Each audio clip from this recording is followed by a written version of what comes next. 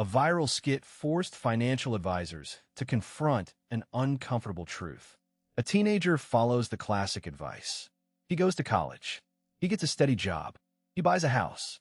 20 years later, he is broke, in debt, and replaced by artificial intelligence. The advisor asks if he tried working harder. It was not funny. It was true.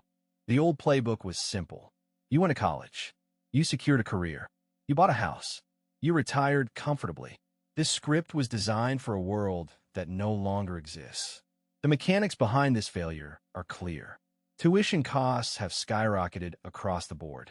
Wages have remained completely flat for decades. Job security is a relic of the past. Artificial intelligence is eating entry-level roles faster than any university degree can prepare you for them. The skit shows financial advisors reacting with genuine discomfort to this reality. One advisor notes the danger of letting other people dictate what your journey needs to look like. The skit is a caricature, but it mirrors the exact advice millions of young people still hear every single day. The result is a generation conditioned to trade freedom for stability. They end up getting neither. The numbers back up the frustration. Student debt in the United States exceeds $1.7 trillion. This is not just a statistic. It is a mechanism that chains young people to decades of repayments. Entry-level jobs that once paid a living wage now require years of unpaid internships. This filters out anyone without existing financial support. Buying a home at age 30 is a fantasy for most people. The old rules were not simply broken. They were rigged. The second-order effect here is a massive delay in traditional life milestones. People are starting families later. They are investing later. This compounds over a lifetime. When you start with negative net worth, the magic of compound interest works against you. The system extracts value before you can create it. This is why the advisor's suggestion to just work harder feels like an insult. Hard work cannot fix a structural deficit. If you're watching this from Morocco or across the Middle East and North Africa, the skit hits differently. The pressure to follow a safe route is even stronger here. The cultural expectation pushes you toward a government job. It pushes you toward a family business. It pushes you toward a prestigious degree. Yet the modern economy does not reward safety. It rewards adaptability. It rewards digital skills. It rewards the ability to create value without asking for permission. The second-order effect of clinging to the old safe route is economic stagnation. Young people wait for positions that will never open. They rely on pensions that may not exist in 20 years. The opportunity is to build your own financial system. Do not wait for a single employer to validate your worth. Do not wait for a state mandate to secure your future. You must become the system. The practical shift requires building a portfolio of skills that compound over time. You need to learn sales. You need to learn persuasion. You need to learn marketing. You need a technical craft.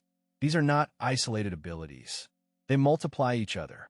A developer who can sell is more valuable than a developer who cannot. You can use free online resources to acquire these skills. You do not need permission to launch a side project. You must learn to sell before you learn to scale. The mechanics of this are simple. Selling teaches you what the market actually wants. It strips away your assumptions.